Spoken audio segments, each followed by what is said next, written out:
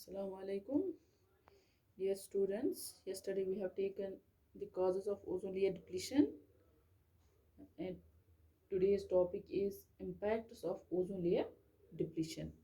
Now we will see what are the various impacts of this ozone layer depletion. We know that stratospheric ozone layer that protects us from the harmful ultraviolet radiations. ठीक है, we have already discussed in the ozone layer depletion that जो ultraviolet radiations है वो जो हमारे earth surface पे आएंगी जब ओजोन लेयर डिप्लीशन होगा तो जो more ultraviolet radiation they comes towards the earth surface. ठीक है, तो ये हमने ऑलरेडी डिस्कस किया है। Now we will see what are the impacts of these ultraviolet radiations. अगर ये हमारे अर्थ सरफेस पे आ गई तो इसका क्या इम्पैक्ट पड़ेगा ऑर्गेनिज्म पे, क्योंकि अर्थ सरफेस पे हम देखते हैं कि जो भी ऑर्गेनिज्म, चाहे प्लांट्स हो, चाहे एनिमल्स हो, चाहे माइक्रो ऑर्गेनिजम्स हो, इवन ह्यूमन बींग्स जो है उस पर क्या इम्पैक्ट पड़ेगा इस अल्ट्रावायलेट रेडिएशंस का, तो वही हम देखेंगे क्या क्या इम्पैक्ट है इसका। Firstly we will take impacts on human beings. हम देखेंगे ह्यूमन बींग्स पे क्या इसका इम्पैक्ट है अल्ट्रावायलेट रेडिएशंस का। हम देखते हैं कि जो अल्ट्रावायलेट रेडिएशन जब हमारे ऊपर पड़ेंगी तो हमें स्किन डिजीज जो है, स्किन कैंसर वो हो सकता है। फॉर एग्जांपल स्किन कैंसर में हम देखेंगे सनबर्न जो है वो होता है, ठीक है, या प्रीमेच्योर स्किन एजिंग होगी, प्रीमेच्योर स्किन एजिंग। ठीक है, ये हम देखते हैं कि अगर इम्पैक्ट ये अल्ट्रावायलेट रेडिएशंस हमारे ऊपर पड़ेगी तो स्किन कैंसर हो सकता है। इसी तरह हम देखते हैं ब्लाइंडनेस जो है वो ह्यूमन बींग्स में होगा।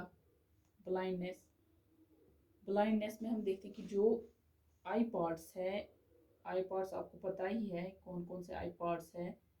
फॉर एग्जांपल कॉर्निया है, लेंस है ना, कंजक्टिवा है।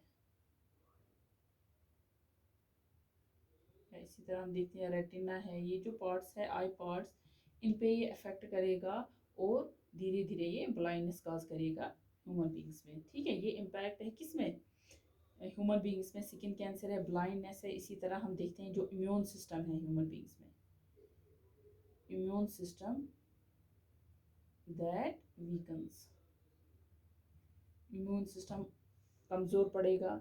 और उससे क्या देखते हैं कि जो जब इम्यून सिस्टम वीक पड़ेगा हमारे अंदर तो इम्यूनो सप्रेशन डिजीज जो है वो कॉज होगी because of the weakening of this immune system. अगर ये इम्यून सिस्टम वीक पड़ेगा तो हमें जो डिजीज होगी that is called the immuno suppression.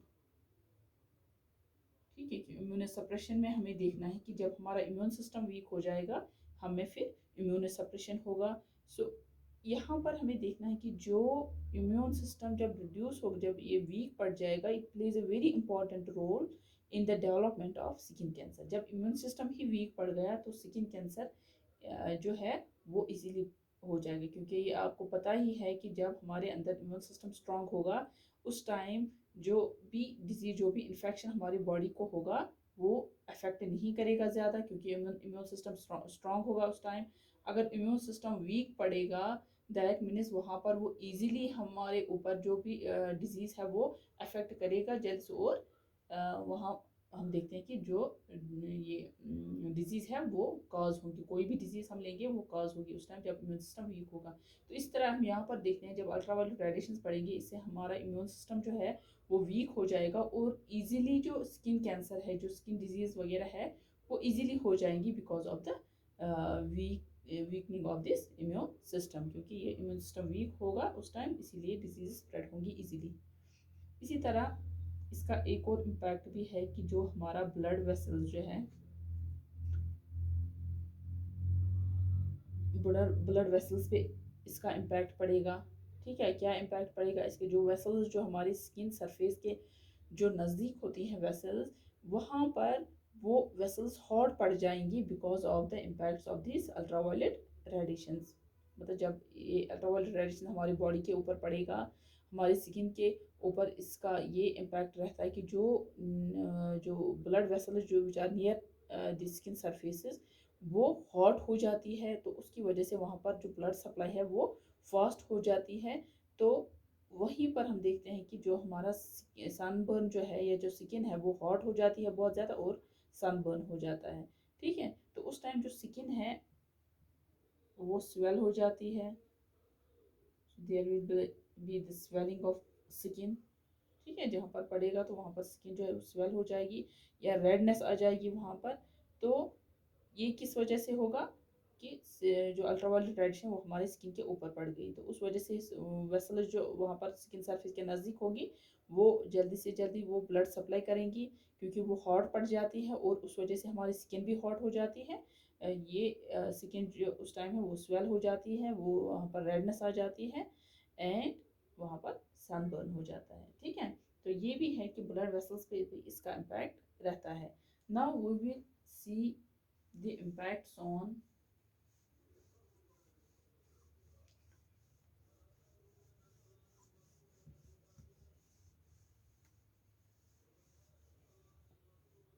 secondly we will see the impacts on biotic community।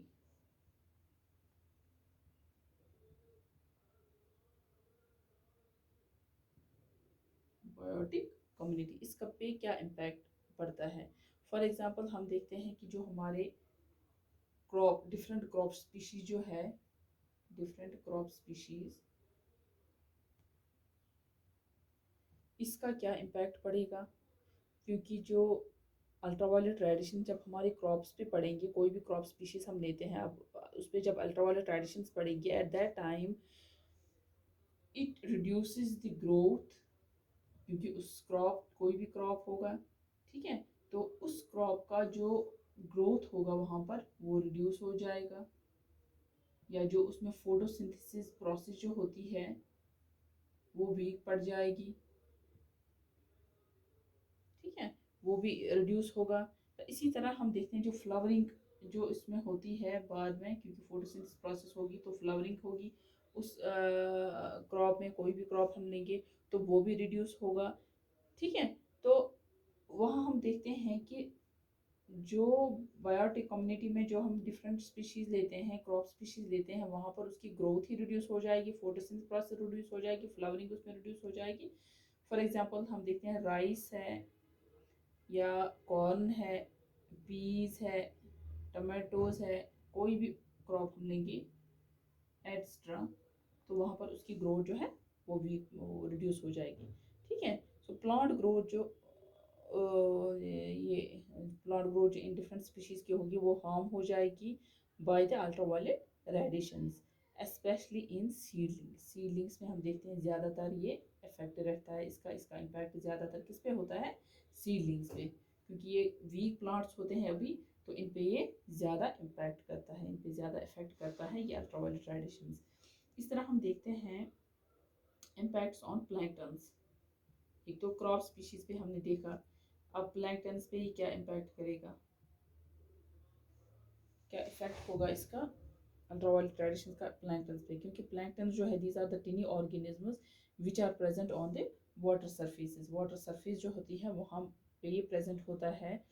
तो ये एक्वाटिक जो ये ऑर्गेनिजम्स है, दीज एक्वाटिक जो की वजह से जो एक्वाटिक फूड चेन होता है, फूड चेन तो आपको पता ही है, ये आपने पढ़ा है। अब हम देखते हैं प्लैंक्टन जब वाटर सरफेस पे प्रेजेंट होते हैं, वहाँ पर जो फूड एक्वाटिक फूड चेन जो होती है वो किस पे डिपेंड करता है, वो प्लैंक्टन पे ही डिपेंड करता है, वो स्टार्ट होता है प्लैंक्टन से, क्योंकि बेसिक जो हम एनर्जी देखते हैं फूड चेन में वो सन ही है, क्योंकि सन जो है वो रेज जो है रेडिएशन जो है वो इन पर पड़ती है प्लैंक्टन पे। ठीक है, फिर प्लैंक्टन जो है ये दूसरे ऑर्गेनिज्म के लिए फिर फूड बन जाता है, इसी तरह वो चेन जो बन जाती है एक्वाटिक फूड चेन। तो अगर हम देखते हैं कि जो नंबर ऑफ प्लैंक्टन जो है अगर ये डिक्रीज हो जाएगा, ठीक है, अब डिक्रीज कैसे होगा, क्योंकि अल्ट्रावायलेट रेडिएशन जब प्लैंक्टन पर पड़ती है वाटर सरफेस में, मैं आपको यहाँ पर बता दूँ कि प्लैंक्टन होते क्या है, ये जो प्लैंक्टन है these are the tiny organisms tiny organisms. अब इन प्लैंक्टन्स में जो आधे जो इनकी इस ये टाइप्स जो है वो है फाइटोप्लैंक्टन्स एंड जूप्लैंक्टन्स। ठीक है।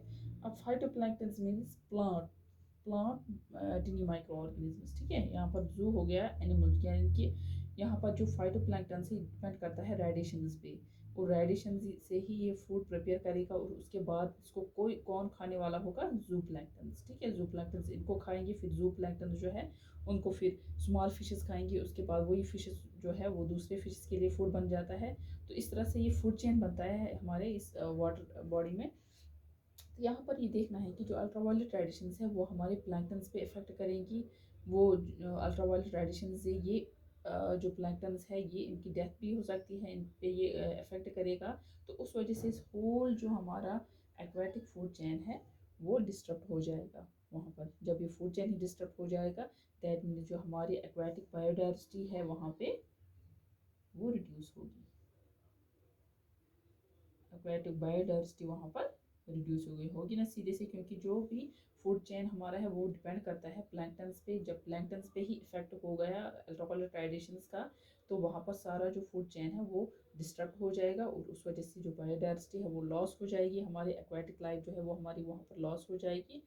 तो इस वजह से पूरा जो डिस्टर्बेंस हमारे इस एक्वेटिक फूड चेन में वहाँ पर आएगा because of this ultraviolet radiations. ठीक है। तो इससे जो यील्डिंग जो करते थे, जैसे हम देखते हैं कि यील्डिंग ऑफ फिशेस जो हम डिफरेंट वाटर बॉडीज़ में करते हैं वो भी रिड्यूस हो जाएगा। सीधी सी बात है, जब हमने पहले ही देखा कि अल्ट्रावायलेट रेडिएशन इन पे इफेक्ट करेगा, इस वजह से फूड चेन इफेक्ट होगा, वहाँ पर डिस्टर्ब हो जाएगा, बायोडाइवर्सिटी लॉस हो जाएगी। दैट मीन्स जो हम यील्डिंग फिश की यील्डिंग जो करते थे हम उस वाटर बॉडी में वो भी रिड्यूस हो जाएगी। ठीक है। तो जो फॉर एग्जांपल हम डिफरेंट ये क्रॉप जो हमने अभी लिया था, कॉर्न, राइस है, सोयाबीन, बीन्स वगैरह एक्स्ट्रा, तो उन क्रॉप्स की भी यील्डिंग कम हो जाएगी because of the impacts of ultraviolet radiation, because of it is effects. ठीक है। या इसी तरह हम देखते हैं कि जो ट्रांसपिरेशन प्रोसेस भी जो हमारे प्लांट्स में होती है वो भी इस वजह से क्या होगी, यहाँ पर वो इंक्रीज हो जाएगी। Transpiration process increases in plants. Transpiration process जो है वो इंक्रीज, क्योंकि स्टोमेटा ऑफ लीव जब उन पर लीव्स पे ये अल्ट्रावायलेट रेडिएशन पड़ेगी, वहाँ पर वो जल्दी से जो ये स्टोमेटा है वो ज़्यादा से ज़्यादा जो है वाटर लॉस हो जाएगा, वहाँ पर ट्रांसपिरेशन प्रोसेस होगी वहाँ पर, और सॉइल मॉइस्चर जो है वो भी डिक्रीज हो जाएगा। तो इस तरह से ट्रांसपिरेशन प्रोसेस वहाँ पर इंक्रीज होगा, क्योंकि फास्टर ट्रांसपिरेशन प्रोसेस होगी because of this ultraviolet radiation. So ये हमने देखा अब इम्पैक्ट्स ऑफ ह्यूमन बींग्स जो है इसका इम्पैक्ट क्या पड़ता है, और हमारे बायोटिक कम्युनिटी पे क्या इम्पैक्ट पड़ता है इस अल्ट्रावायलेट रेडिएशन का। ठीक है। So this was about the impacts of ozone layer depletion.